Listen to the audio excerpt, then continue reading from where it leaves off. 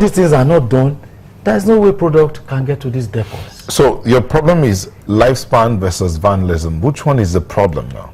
There are some there's some problems that comes along the line that they say vendors are responsible, but it's due to rupturing of, natural rupturing of those pipelines after overstaying in the ground. The lifespan has expired. And of course, these things, they are subjected to pressures. And if the life runners, if a pipeline is supposed to spend 10 years under the ground, you have left it there for 20 years. My brother, if you push product through it, on its own it can bust. Yeah, can bust. Mr. Shotunde, yes, you were smiling when you talked about lifespan there. How long are those pipelines supposed to be in the ground? From the engineering perspective, one thing about Nigeria as a country is that we lack the maintenance culture.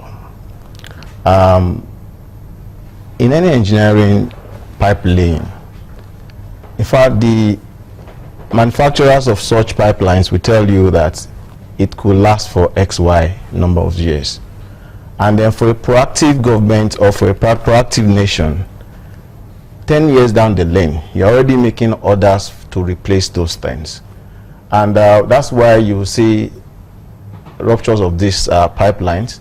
And I think I saw one of the pictures of the ruptured pipeline some times ago, and I can imagine how much of erosion, how much of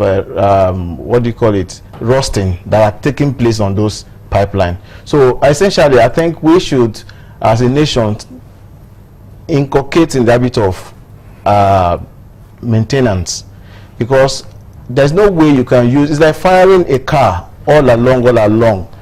30 years car, you know what it means now, and you know what it's supposed to be. So you cannot expect efficiency from that kind of car. Okay. So on the average, how long? What's the lifespan of a pipeline? Like I said, it depends on what is the pressure amount that is expected along the pipeline. If you use probably a 5 mm or 20 mm, you can't.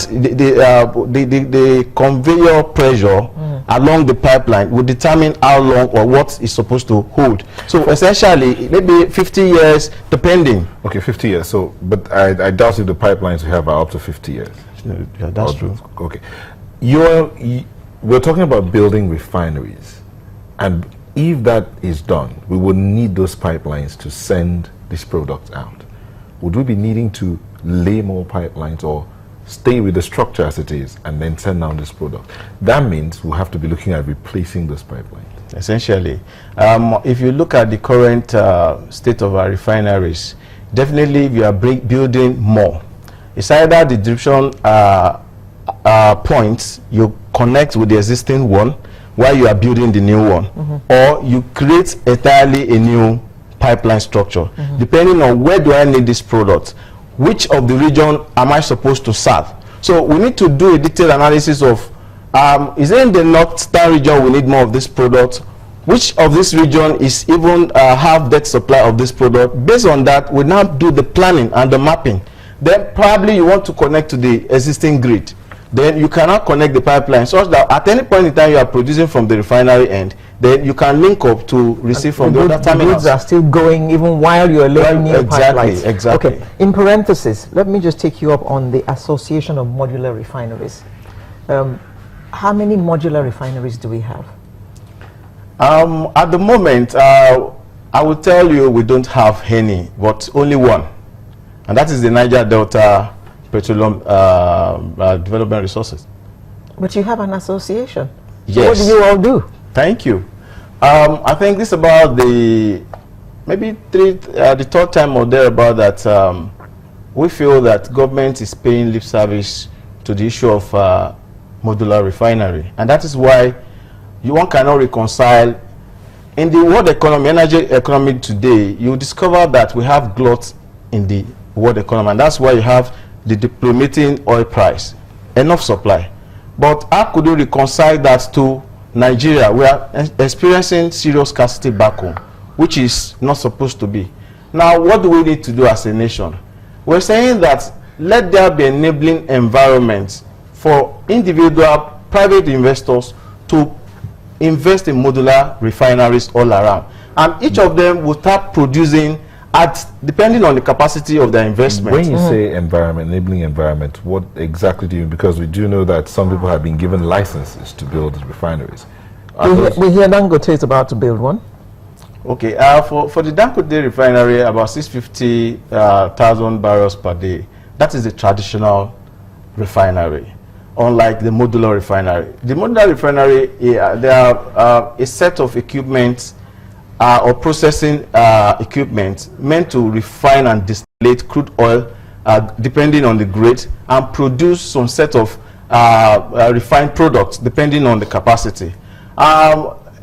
You see, the problem here is enabling the environment. Initially, when DPR came out, or when the issue of modular refinery came out, for you to even apply, it was $1 million then. But because nobody was looking at that, yeah, for real. And after a while, it was reviewed to $50,000, and that means enough people could apply, which means that you have, reduced the amount for initial takeoff. Now, what we have currently is the license to establish, because there are procedures for you to even have a commissioning license. You have the ATC and you have the LTO, license to operate and authority to construct. So at this level of the association, we're saying that give us the enabling. Now, one of the key things that the investors... Which one have you been given? Which license have you been given? LTE, that's license to establish. So how many have gone ahead to establish? Or you want to get the license to operate before you establish? No, one comes before the other. The LTE comes before the ATC. Okay, so now, how many have established? At the moment, we only have license to go and establish. But what we are saying is that are there enabling environments for us to quickly come? I will tell you for a fact. Is, what do you mean by enabling environment? Beautiful. Now, your investor will ask you that, do you have proper legal framework to support this investment? How soon can we have return on investment? Because refinery project is not million naira. We're talking about tens of millions of dollars, and that is huge. And given our currency deficit, foreign exchange deficit now, that is huge. Now, you ask yourself, what do I need to do? The investor will ask you, how will you get crude oil to refine? And government is silent about, okay, I'm going to give you a pioneer status, to say that every of this equipment you are bringing, it could be tax, maybe reduction in tariff and the rest, but all those things are not clear in the document of DPR. So these are some of the things that your investors will be asking you. And it's also not clear how much you're going to sell it when you finish producing it. Exactly, because if I'm going to sell, that's a major issue, isn't it? Will that be still subsidy? If there's going to be subsidy, then that investment they want is a negative. Right now, we know that the subsidy debate, subsidy is almost out, almost. We know you have a market. You know that there's a market already. Nigeria is a gasoline economy. Yes, there's market. High demand for market. Good. So your problem now is the legal framework. The legal framework.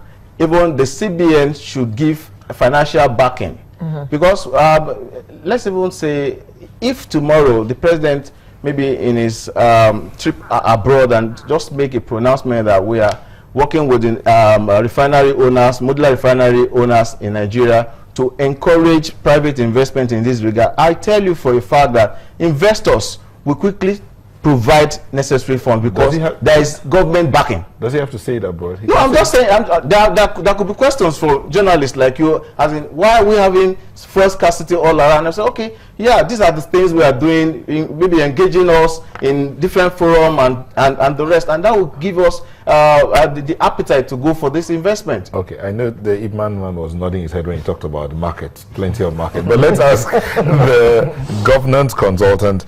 The issue of legal framework and backing for the modular refineries.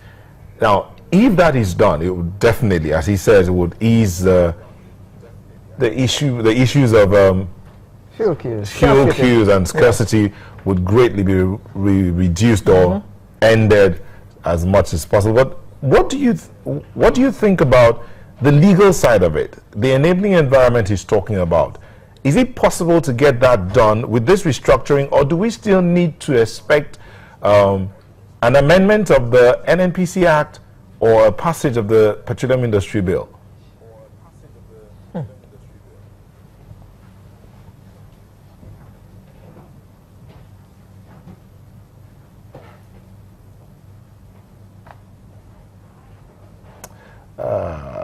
We can't seem to hear you there. I think we lost audio, but we'll come back to you, Mr. Adigun.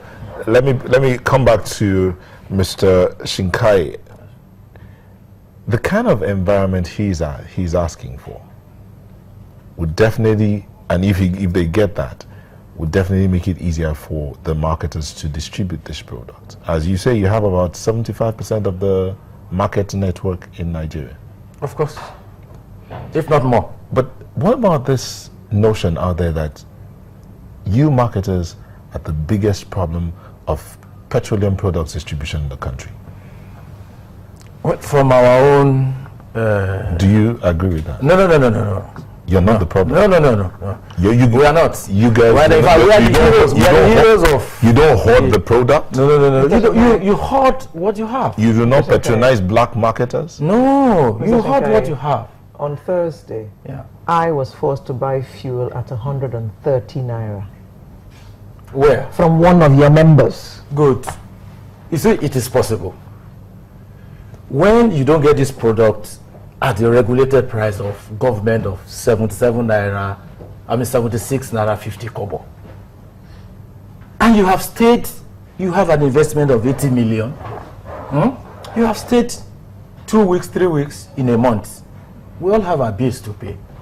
And there is an opportunity for you to get this same product from a private marketer at above the official rate. Rather than commit economic suicide, I will take that option. So why is a private marketer giving above the official rate? Doesn't he know that there's an official rate? Those are part of the problems that the industry is facing. You see, there are some depots in Apapa right there. They have capacity to store up to 20-30 million liters of product. And these depots don't have a single outlet on their name. They depend on we independent marketers. Under this present arrangement, where we don't have sufficient supply, how they still manage to get products into their tank, we don't know. And we have told DPR, these people sell to us at this price. It is better you tackle this problem from where we are getting this product, rather than trying to police 1,000 stations. Yeah. It will be, as all these depots we are saying, they are under 50. It will be easier for you as the regulatory agency to monitor these depots, put your men in each of these depots, rather than trying to police about 1,000 stations. You'll be overstretched, you'll be overlabored. But the situation as at today is that when we pay to NNPC cash, our money stays there 2-3 weeks. We don't get it. And by the time the month is going, I have my bills to pay, I have a family, and I have an investment of over 100 million naira line I do. If, under this situation we are, if a private, if it is the product from the private man I can get, to keep up with my bills for the month, I will take that option rather than commit suicide. We will not stay. There's also the issue of some of your members who fiddle with their pumps. Yes. You see, when my brother was